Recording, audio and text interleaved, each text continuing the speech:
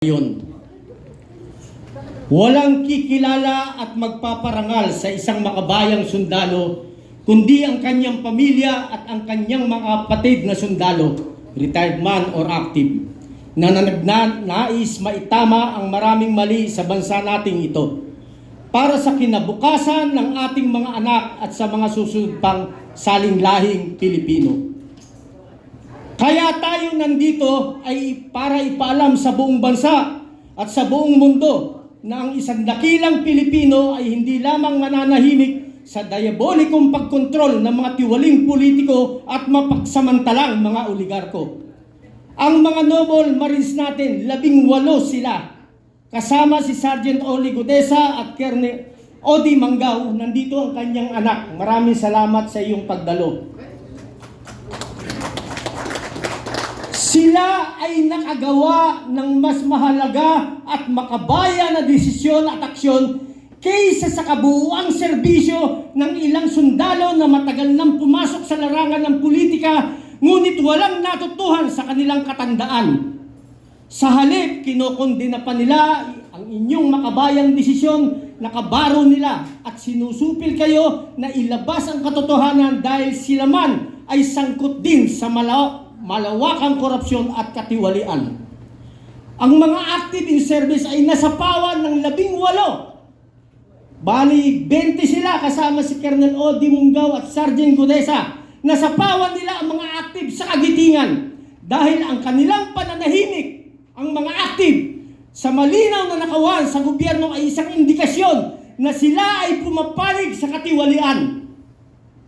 Hindi na mahalaga sa taong bayan kung kayo man ay Marines o hindi, o kung kayo ba ay may kasong kinaharap sa inyong pagsiserbisyo. Ang lahat ng ito ay wala ng halaga dahil ang pinakamataas na sakripisyo na ginagawa ninyo ngayon ay ang paglalantad ng katotohanan upang mamulat ang maraming bulag na niyayakap na ang impyerno manatili lang sa pwesto at maipagpatuloy ang panlilinlang at pagnanakaw sa kaban ng bayan. Meron ding mga kababayan tayong galit sa inyo, sa ating mga magigiting na Marines. Hindi dahil sa inyong ginawa, kundi dahil sa galit nila sa isang tao na ayaw nilang makabalik sa pwesto ang kanyang pamilya. Ito ay bunga ng paulit-ulit na panlilinlang ng mainstream media at social media kung saan ang mali ay inuulit-ulit araw-araw hanggang magmukhang tama sa paningin na nakakarami. Ganito nila hinuhulma ang kaisipan ng karamihan na mababaw ang pananaw. Mabuhay kayo mga kapatid naming magigiting na sundalo. Mahal namin kayong lahat mula sa aming mga military at PNP retirees, MNLF, MILF at sa lahat ng ating nakararaming taong bayan. Nakikita ng tao ang lahat ng inyong ginagawa, ngunit tanging Diyos lang ang nakakaalam ng tunay na laman ng inyong mga puso. Daang libo na ang mga retirees at active in service ang taimtim na sumusuporta sa inyong kagitingan at alam natin ito deep within our hearts. Ang ginawa ninyo ay pinakamataas na antas sa larangan ng pagtupad sa inyong tungkulin bilang sundalo ng bayan. Tunay naging basura sa tingin at pananaw ng taong bayan ang mga dating sundalo na ngayon ay mga politiko na sa matagal na panahon at mga active in service na tahimik karamihan ay nabayaran na din at kasabwat nila sa katiwalian. Kung walang gustong gumawa ng tama, sino pa ang ating aasahan? Kung hindi natin ngayon ito gagawin ng sama-sama, kailan pa? Minsan lang tayo mabubuhay sa mundong ito at never na ito mauulit pang muli. Hinding-hindi namin kayo iiwanan ang ating magigiting na mga Marines sa laban at sama-sama tayong mamamatay para itama ang maraming pagkakamali sa nag-iisa nating bayan. Lahat tayo ay huhusgahan ng Diyos at ng kasaysayan. Sama-sama tayo ngayon na! Marines! Marines! Marines!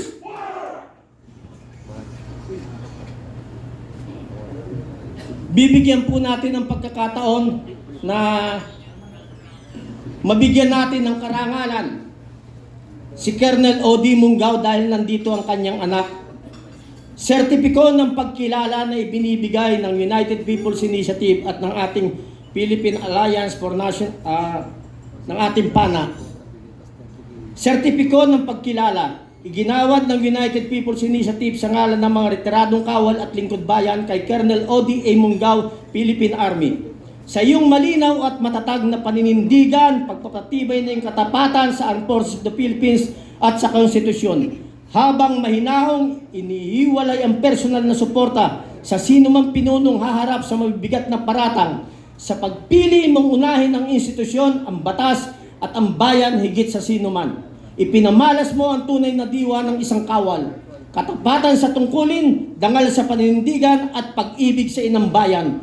Isang huwaran na makabayang paglilingkod, matatag, marangal, makabayan. Iginagawad ngayong araw ng Marso 6 bilang pagkilala sa iyong natatanging paglilingkod sa bayan. Signed by Captain Ray Valeros, PN Reserve Secretary General, and Major General Romy B. Puquis, Philippine Air Force Staff, Founding Chairman and Lead Convenor. Sir, please do the honor.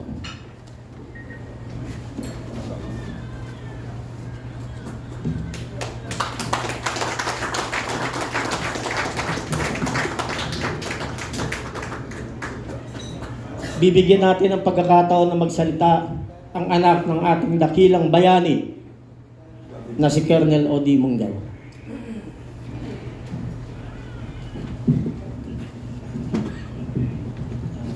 So, hello po. Good morning to each and every one of us. On behalf of Colonel O.D. Munggao, we would like to thank dito po sa certificate na binigay niyo by Sir Officer Sir Garcia. Maraming salamat po na sa parangal na ito. So, hindi po masyadong prepared, pero kahapon po, so bago pumunta dito, nagkaroon kami ng dialogue ni Papa.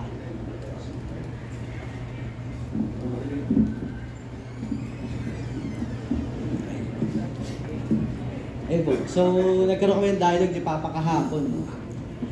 Sabi niya, Govs, kasi Govin yung name ko, first name. So, sabi niya, sabi mo kila Sir na laban lang tayo. So, ako po, nirelay ko sa inyo kung ano yung gusto ipasabi ni Papa sa sambayan ng Pilipino, that the Filipino is worth fighting for, as he said dun sa post niya. And maraming salamat.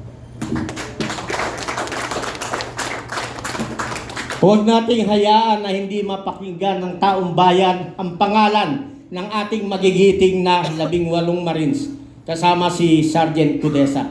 General Romy Puquis, sir, please on the stage. General Virgil Garcia, please on the stage. Colonel Jun Metran, please be on the stage. General Kaloy Kita, please be on the stage. Colonel John Galang, please come here on the stage, sir.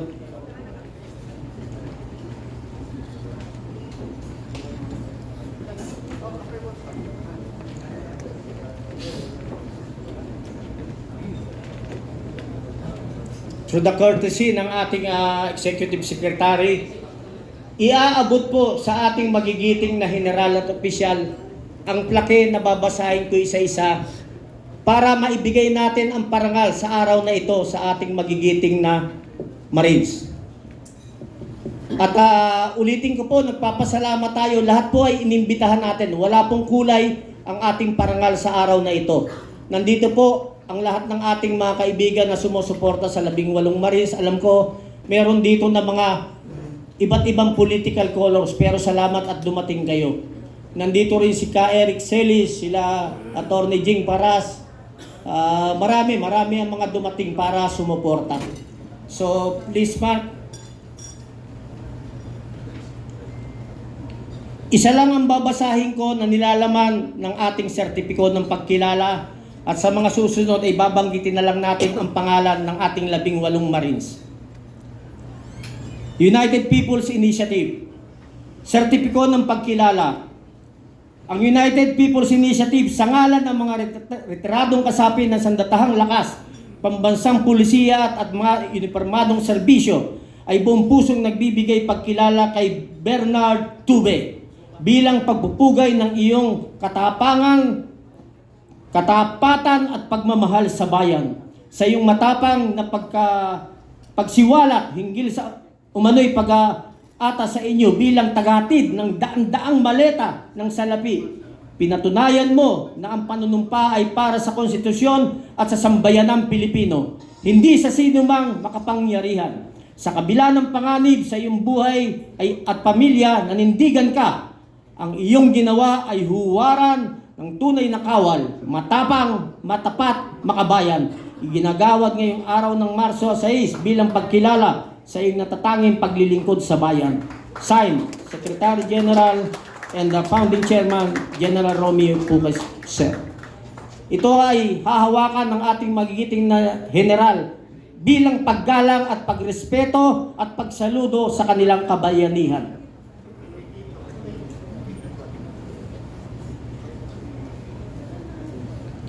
Benny S. Bolontante,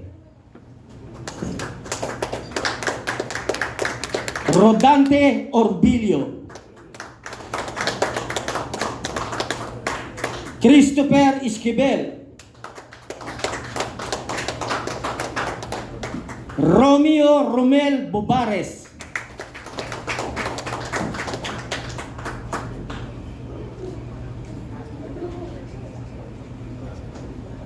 tinatawagan po natin sa stage ang ating Honorable Vice Mayor ng Isabela, si Vice Mayor Harold Respicio. Sir, please. Sir, please. Anselmo Taberdo, Jolly Cadjao, Cecilio Larodel,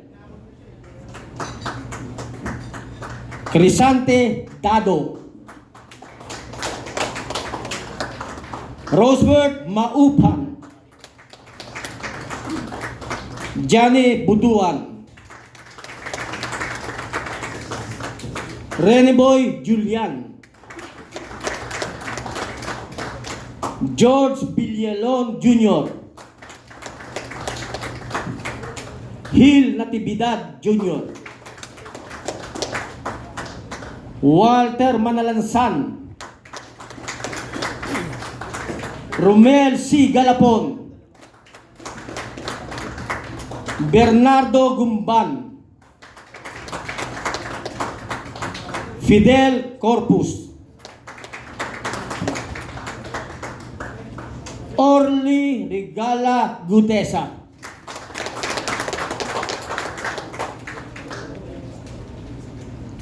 at pinagbibigay rin ng pugay sa tumutulong sa 18 Marines natin at lumantad para tumulong kahit maraming threat.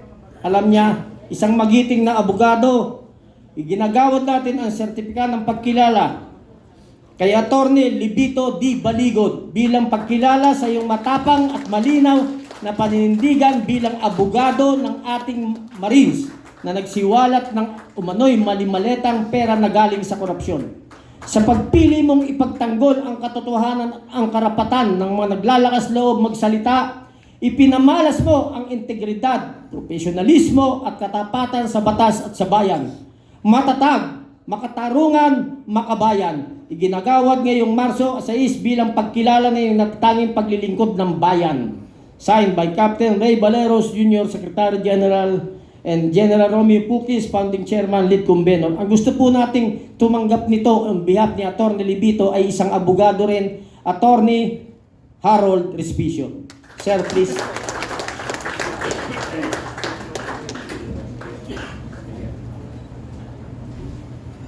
Very handsome, huh?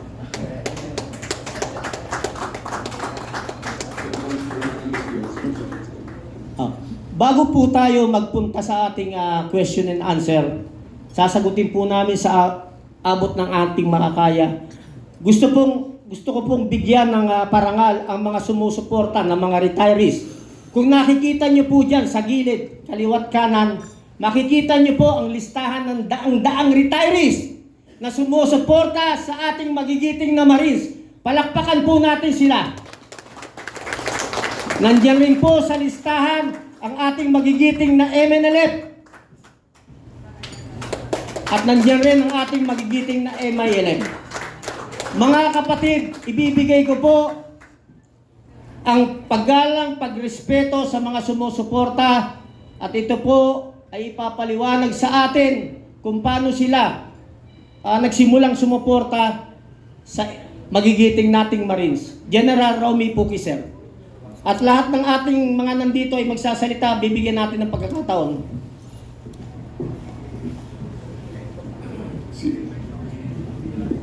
Uli, magandang umaga sa inyong lahat, mga kaibigan, mga kababayan.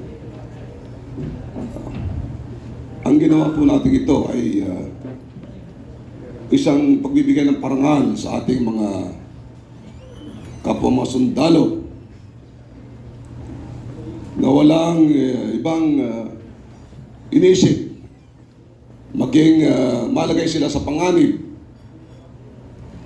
Wala silang ini-expect na gantimpala o kapalit. Sila ay lumabas para isiwalat ang buong katotohanan sa nangyayari sa ating bayan. Malaki ang kapalit nito sa kanilang seguridad. Kaya nga wala sila ngayon dito dahil inaalagaan din natin ang kanilang physical security. Maging ganun pa man, dito natin nakikita ang isang isang Pilipino o mga Pilipino, kundi mga sundalo na hiyandang ialay ang kanilang buhay para sa ikabubuti ng ating bayan. Marami nagsasabi sa kanila na sila raw ay tawag dito, dishonorable discharge. Pero hindi po yun ang issue. Sinisiraan sila, minamaliit. Pero hindi po yun ang issue. Ang issue po ay ang pagnanakaw ng ating mga politiko, ang mga leaders natin na ating pinagkatimulaan. Kaya itong pagpapatuloy na ganito nangyari sa ating bayan ay isang nakakapanlumo. Dahil kung sino pa yung magsasabi ng totoo, katotohanan, sila pala yung inakusahan, sila pa yung inaalipusta, sila pa yung tinitreaten. Yung mga nag-utos sa kanila, yung mga nagpadala ng mga maleta, at saka yung mga tumanggap ng mga maleta, yung dapat ang kinakasuhan, yung dapat ang inalipusta natin, yung dapat ang kinukulong. Hindi ito mga taong inutusan lamang para magdala ng maleta. Kaya ang United People's Initiative, ang ating alliance sa ating mga iba-ibang grupo na allied sa United People's Initiative, ang Philippine Alliance for National Accountability, at marami pang iba, ay nagkaisa para bigyan ng parangal ang ating mga magigiting na mga sundalong ito. So unfortunately, sabi ko nga po, wala sila dito ngayon, maging gano'n pa man, ang mga maraming mga retired, hindi lamang sa armed forces, hindi lamang mga kasundaluhan, pati ng ating kapulisan, pati na yung ating mga Coast Guard, yung ating mga BGMP, yung Bureau of Fire Protection, yung ating mga kaibigan, mga Muslim warriors, brothers from the Bangsamoro, ang ating mga kaibigan at kapatid na Muslim from the Moro National Liberation Front of MNLF, at saka yung mga Moro Islamic Liberation Front, kung saan sila mismo ay nagpakita ng pagkilala, pagpaparangal dito sa mga sundalong mga naglahad nito mga kalokohan sa ating bayan. So muli mga kababayan, maraming salamat sa inyo at pagdating. At i-announce na lang po natin kung kailan po natin gaganapin yung aktual na nandito sila. Meron ditong representative ng ating Bangsamoro, Dato Alan, baka pwedeng magbigay ng konting pananalita ng ating kaibigan sa Bangsamoro. Yun lamang po. Thank you. Good morning. Dato. Please. Sino?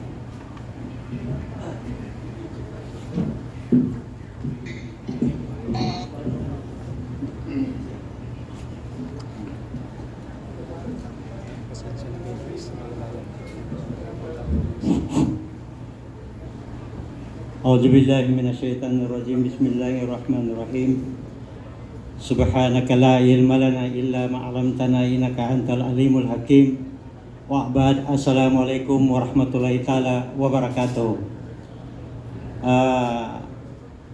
Ako po ay magpapasalamat sa pagtipon-tipon nito.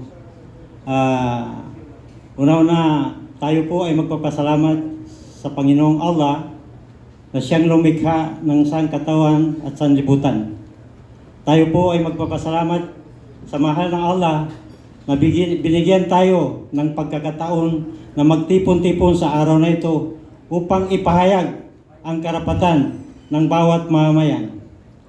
Ako po, si Dato Moro, na sa MILF ako, Bangsamoro. Pero naging presidente rin ako ng batch training ng Army Reserve. Presidente ako ng batch namin. Sa kasalukuyan, presidente ako ng homeowners dito sa Taytay Rizal. So, kami na magkakasama, hindi po kami imbitado dito. Kusa kami nagpakita ng suporta upang suportahan natin yung 18 na Marines na sila po ang magiging susi ng kapayapaan ng bawat mamayan. Kaya protektahan natin ang 18 Marines na yan dahil sila po ang magiging susi natin upang ipagtanggol ang karapatan ng bawat mamayan. Ayun lang po. Maraming salamat. Maraming salamat, Dato. Assalamualaikum warahmatullahi wabarakatuh.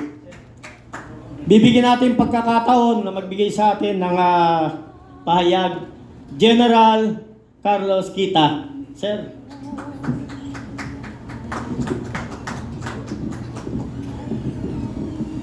Maraming salamat sa inyong lahat sa pagdalo niyo dito sa event na ito. Yun nga lang, hindi po nakarating yung ating dapat parangalan except yung sa anak ni Colonel Monggao, no? Anyway, bakit kami nandito at bakit patuloy ang aming laban, no? May nagtatanong nga sa akin, no? Ilang beses, lagi yan tinatanong, "Sir, retired ka na. Sabi mo nga, 68 years old ka na. And yet, dito ka."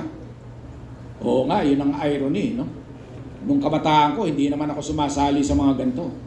Pero kung kailan ako retired, at dapat ay nandoon na sa tumba-tumba, nagre-relax, nagkakape, bakit nandito kami sa kalsada, nandito kami ngayon, sa Club Filipino na isang historical place, na kung saan dito maraming nangyari dito. Yung 1986 EDSA Revolution, maraming pagmi-meeting dito. So, bakit nga ba? Dahil ayaw namin, nabanggit kanina ni Captain Ray, no? Baleros, na isang beses lang tayo mabubuhay sa mundong ito. And wala na ulit, no?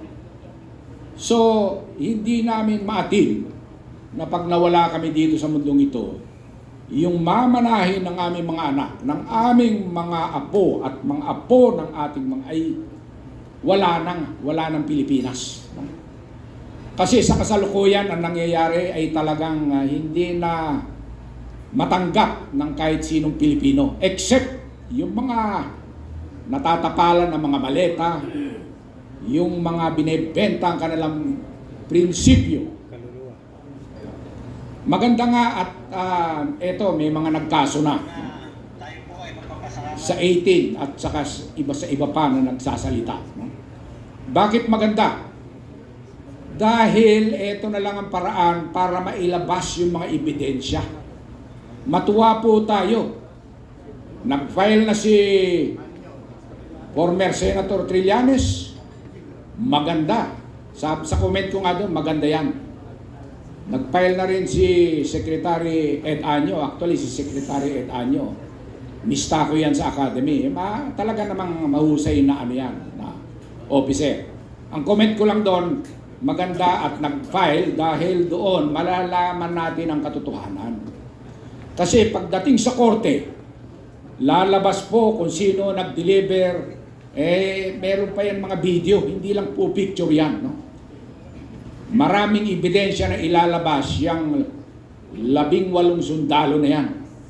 Kaya discharge man sila honorably or dishonorably o nag-retire ng maayos. Ang mahalaga yung katotohanan. Yung iba nga dyan, nagsasabi na imbis na imbestigahan hinahanapan ng butas. Gumagamit pa ng statistics, ng mathematics, na imposible raw. Dahil ilang delivery raw yan kung 800 billion. Hindi naman sinasabi nung mga Marines na yon, ang total ng dineliver nila ay 805 billion. Hindi naman. Ang sinasabi nila, ang pinapatotohanan nila, ay yung mga dineliver nila kung ilang maleta. So yun po ang pinapatotohanan nila kung ilan yon. So para malaman ang katotohanan, tama po yan. Sa kaso, lalabas, sa hustisya o sa korte, lalabas po yan. Kaya po ang hiling po namin sa lahat ng mga nakikinig sa ating mga 18 kasundaluhan at iba pa, sa ating mga retired, sa ating mga aktibo, sa ating mga iba't ibang sektor, yung mga vloggers na nandito, yung sa mga mainstream media, ilabas lang po natin ang katotohanan. Yun po ang mahalaga. Sabi nila, the truth will set us free. No? So, panghuli, nabasa ko kahapon o napakinggan ko kahapon, etong si spokeswoman Colonel Padilla, minamaliit yung ating manifesto. Yung mga ilang daan, sa ngayon nasa mga 500 plus pa lang naman. No? At parami pa yan ng parami. Marami nagte-text. No? Sir, isama mo kami dyan. In fact, yung dati kong brigade commander, si deputy brigade commander, si General Johnny Macanas. Napanood ko ulit yung Johnny, thank you sa pagsuporta, no? Na-i-vlog mo nga. At marami siyang mga pangalan na binanggit, no? So napakagaling na officer yan. Talagang kinasuhan din yan, pero hindi nag-materialize yung kaso sa kanya. Dahil nagsasabi po siya ng totoo. So importante po yun. Balik ko lang yung sinabi ni Colonel Padilla. Minamaliit yung manifesto. Pinagyabang niya yung AGPO, no? Ang AGPO raw, libo-libo miyembro. Hindi po lahat automatic nagiging miyembro ng AGPO. Ako, hindi po ako member. General po ako, pero hindi ako member ng AGPO. Kasi may babayaran ka pa doon, 10,000 pesos. Pero ang hamon ko sa kanya, sabi ko, yung pumirma sa AGPO, mga opisyal yan ng AGPO.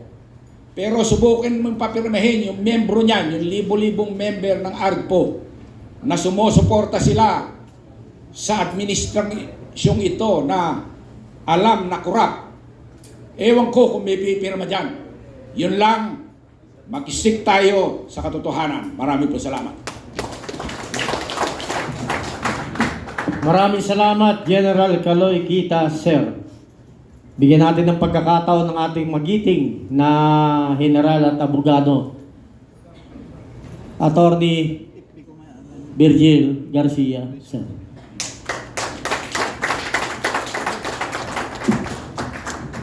Magandang umaga po sa inyong lahat. Miyembro po ako ng AGPO.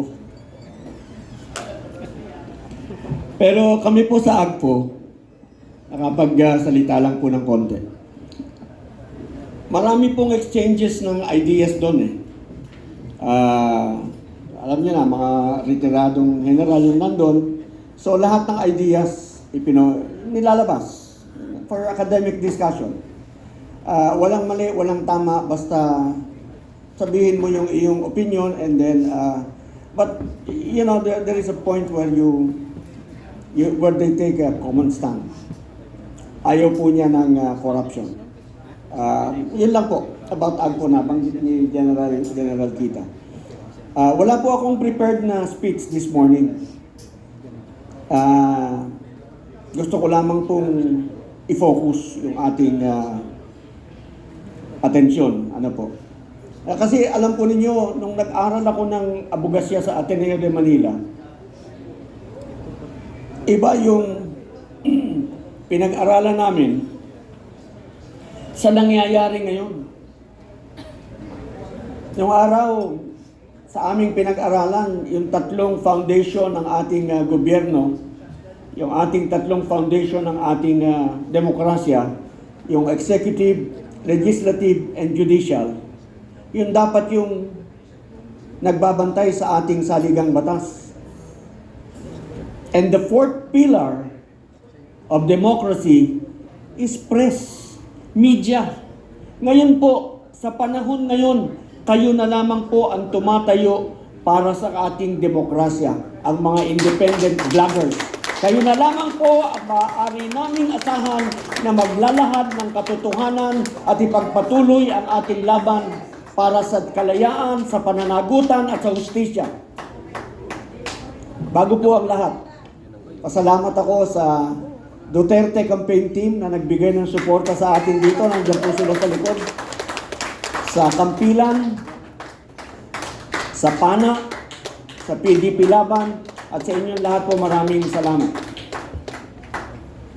Kahapon po, alam po ninyo kaya ko nasabi yan, nakakapagtaka, ngayon, ang nagsasabi ng totoo, ngayon ang nagsasabi ng nalalaman niya para sa pananagutan, para sa hustisya, yun ang inuusig ng batas. Yun ang pinapagalitan ng kanyang organisasyon. Alam nyo na, hindi ko napapangalanan. Pagka ikaw ay tumayo, arestado ka, hindi ka pwedeng magsalita. Pagka ikaw ay naglahad ng katotohanan, hahabulin ka, sisiraan ka sa media, i-discredit ka. Alam po ninyo, kahit batang musmus, pagka yan ay naka-witness ng isang bagay at yung kanyang na-witness ay kaya niyang ilahad sa korte, sa hukuman, yung pong batang musmus na yon ay credible witness. Hindi po siya madidisqualify dahil lamang sa siya ay batang musmus. Let us take it to the extreme. I take this against advisement. Sabi sa akin, General, maging gender conscious ka. Pero I'm not being sexist, I'm not being ano. Ang sabi ko po kasi, na isang example ko, pagka dinidiscredit mo yung mga witnesses, katulad nitong ating mga 18, sabihin na natin 20 yan, sama na natin si Colonel Grijaldo ng pulis. 21 po yan. Pag dinidiscredit nila, kesyo, yung kay Gutesa, hindi raw tama ang pagnotaryo, ano ngayon? Okay? Ito daw, 18, nag-awol, na-dismiss, dishonorable discharge. Ano ngayon? Yun namang pagkaka-dishonorable discharge, may kwento yan. At hindi lahat ng dishonorable discharge, dishonorable. Situational, you have to get into the bottom of it. But that, again, is not the issue.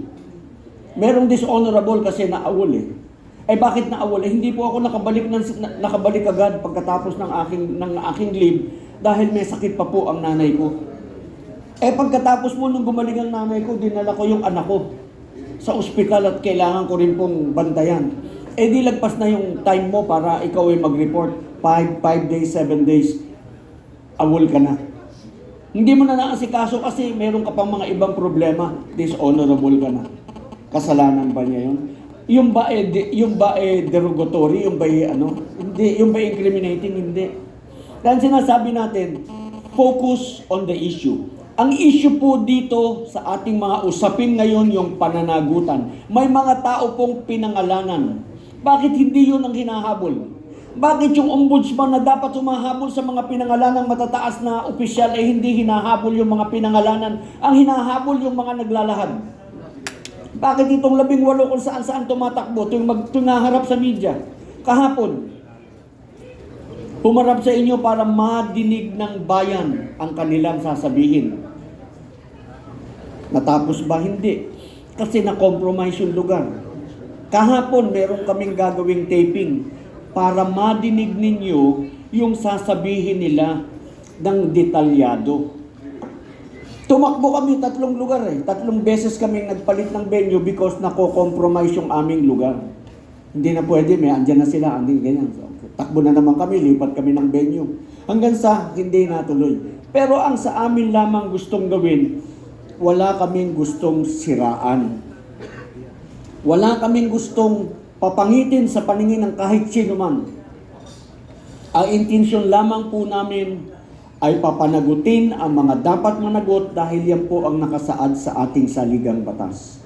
Ang UPI po, ang United People's Initiative, isa lamang po ang pinapanigan ng UPI Movement Inc. Yan po ang pangalan namin, UPI Movement Inc. Ang saligang batas. Sinisiguro namin na ang saligang batas ay dapat galangin, dapat sundin, at dapat ipagtanggol. Ngayon po ang ating saligang batas ay masyado nang nagagahasa, masyado nang nayuyurakat, masyado nang nasasalbahe. Hindi na po natin ginagalang, hindi na po ginagalang ng mga nakaposisyon sa gobyerno. Nakapagtataka po, meron nga pong nagtatanong, hindi ako sila nagtatanong, I quote, meron ba tayong gobyerno o mafia yung nagpapatakbo ng ating gobyerno? Kasi sila nagtatakipan sila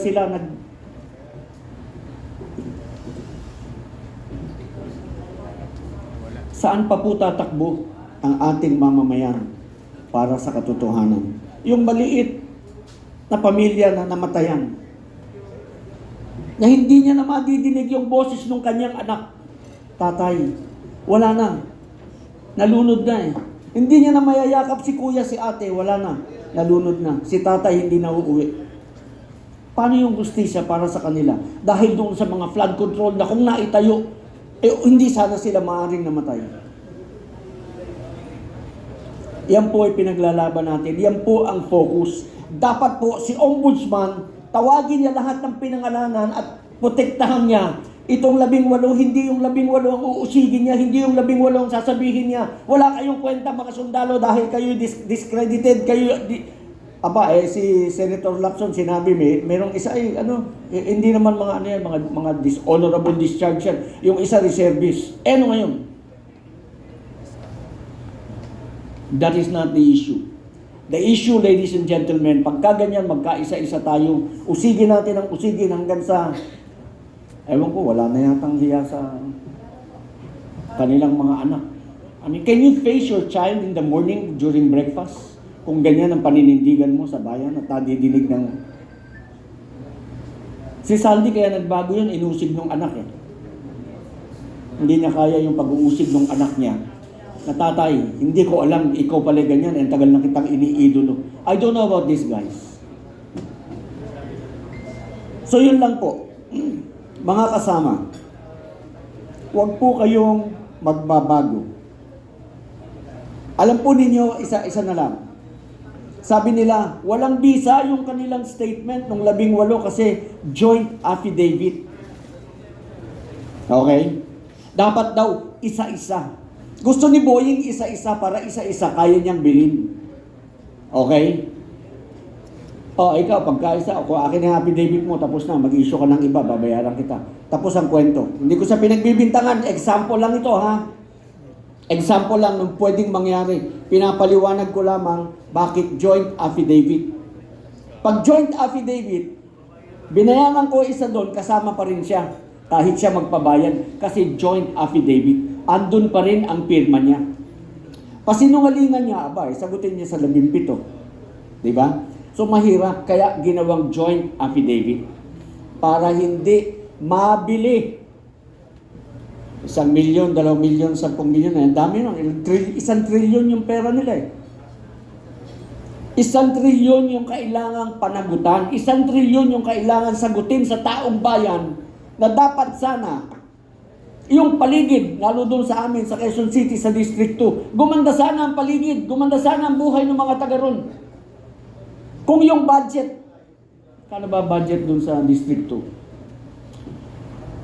3.5 billion yata o 5.3 billion. Hindi ko na matandaan. Basta in the billion. Punta kayo sa Quezon City sa District 2, sa Commonwealth, sa Holy Spirit, sa Payatas, sa Bagong Silangan. Kung nagkaroon ng pagbabago despite that money that was allotted to the district. Huwag po kayong magbabago. Maraming salamat po. Magtulungan tayo. Labanan natin ang katiwalian. Magandang umaga po. Maraming salamat, General Attorney Virgil Garcia. Bigyan po natin ng pagkakataon ang ating magiting na kasama sa United People's Initiative, Colonel June Metran.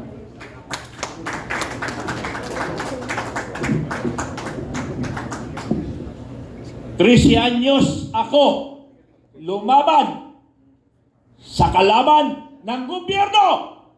13 anyos. Ngayon, senior citizen na ako. Ang kalaban natin ngayon ay nasa loob ng gobyerno. Mabuhay tayong lahat! Mabuhay! Sigaw tayo, mabuhay! Laban tayo! Mahina boses! Laban tayo! Mabuhay ang kapwa ko vloggers! Mabuhay ang kapwa ko vloggers! Mabuhay ang United People's Initiative Guerrilla Forces! Mabuhay tayong lahat! Laban tayo! Ibubuhis ko ang aking buhay para sa bayan at para sa aking amo. Maraming salamat sa lahat ng lumalaban sa katotohanan! Maraming salamat, Colonel June Metran, magiting nating kasama sa laban. Tayo nalulungkot dahil nung nagsiservisyo ang mga ito, mga general natin, kalaban nila is yung kalaban ng bayan. Masakit mang isipin, kahit nga elementarya, maiintindihan eh. Hindi na natin kailangang sabihin pa kung sino ang kalaban ng bayan. Yung mga tao na dapat nagpoprotekta sa atin, yung mga tao na inaasahan natin, sila pa yung nanggigipit sa taong bayan. Bigyan natin ng pagkakataon galing sa ating Philippine National Police Retired Colonel John Galang. Basta may IES.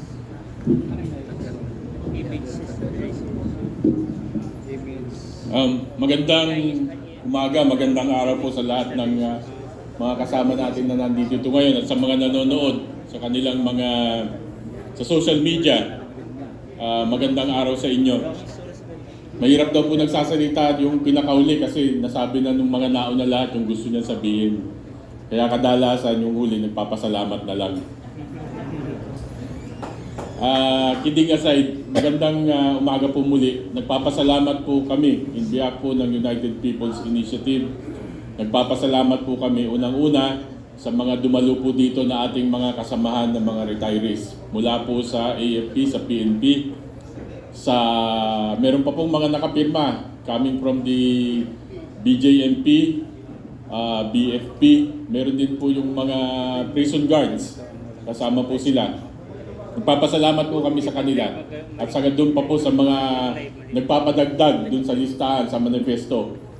Ongoing pa po yung pag-kolekta natin ng kanilang mga signature dahil marami pong nagme-message pa na gusto pa talagang isama sila sa manifesto. Wala pa po sigurong kalahati yan. Baka po pag napuno, kaya natin punuin itong kwarto. So marami pong salamat muli. Pangalawa, nagpapasalamat po kami sa lahat ng ating mga nagko-cover ngayon na media, na social media, yung pong ating mga vloggers. Palakpakan niyo po yung inyong mga sarili. Tama po yung sinabi ni General Garcia, kayo na lang po yung natitirang bastion of truth. Kasamahan po natin sa mainstream media, nagpapasalamat kami na nandito kayo. Dahil kahit papano, pinakikita niyo po at ginagawa niyo po yung trabaho ninyo. Alam naman po namin na yung mga mainstream media, yung nasa field, binibigyan po kasi yan ng instruction coming from the main office. Pagdating po sa editor's table o sa editor's desk, diyan po nagkakaproblema. Kaya yung pong mga kasamahan natin sa mainstream media na nasa field, unawain po natin sila dahil kanilang pong trabaho yan. Napipilitan lang din po yung karamihan sa kanilang sumunod kung ano yung instruction. Ang media o ang port estate, kaya nga po sa ating institution, 4 po yan for a thriving country or a nation to practice a true democracy. Nandiyan po yung unang-una yung ating legislative, nandiyan po yung judiciary, at nandiyan po yung ating executive branch na nagpapatupad ng mga batas na ginawa ng legislative. Ano po yung pang-apat? The fourth estate, yung media. Napaka-importante po ng papel ng media. Kaya nga lang po, pagpihit ng panahon, naging enterprising. Noong mga unang panahon po, walang nilalapitan ang mga taong naaapi. Ginigipit kundi ang media. Kaya po dun sa mga kasamahan natin sa media, yung pong inyong mandato, yung pong inyong pagpapaliwanag, pagpapahayag, yung katotohanan, yung pong wala kayong sinasabi nyong walang kinikilingan, walang pinoprotektahan. Naririnig po natin yan palagi. Pawang katotohanan lamang. Nasaan po yun?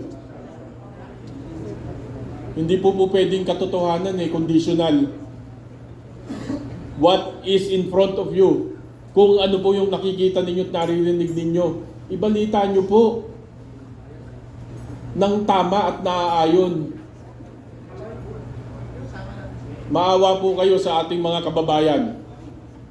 Yung pong nangyayari ngayon sa ating mundo, ito pong kaguluhan sa Middle East, hindi po, yung pong sinasabi na malayo tayo, hindi tayo maapektuhan. Tandaan po natin, ang ating bansa ay oil dependent. Wala po tayong pinagkukunan ng ating supply ng langis. Ito lamang po mga ilang araw, tingnan nyo po kung gaano ang itinaas ng presyo ng krudo. Yung pong mga kababayan nating mga tsuper, yung pong mga kababayan nating nagmamaneho ng Grab, yung pong mga kababayan nating nagdi-deliver, yung mga riders, sila po yung unang-unang tinatamaan dito.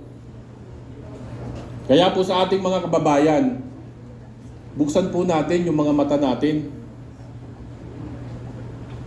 Buksan po natin yung ating isipan. Tignan nyo po yung palibot. Tignan nyo po yung mga kapitbahay nating bansa. Tignan nyo po kung nasan yung Pilipinas ngayon. At tignan nyo po yung mga anak ninyo. Yung mga anak natin. Pag alis nyo sa umaga, titigan nyo maigi yung mga anak ninyo. Anong kinabukasan ang nag-iintay sa kanila? Habang kayo'y nagtatrabaho sa buong araw, isipin ninyo kung anong magiging kinabukasan ng mga anak ninyo. Kung ganito ang ating kondisyon ng pamumuhay sa bansa ngayon. At pag uwi nyo po sa gabi, habang natutulog yung mga anak ninyo, titigan nyo po silang maigi. 10, 20 taon ngayon, ano po ang kinabukasan ng mga anak natin? Ang tinitindigan po namin, tinatayuan po namin dito, hindi po para sa amin. Para po ito sa kinabukasan ng ating mga anak at ng kanilang magiging anak at para sa ating bansa.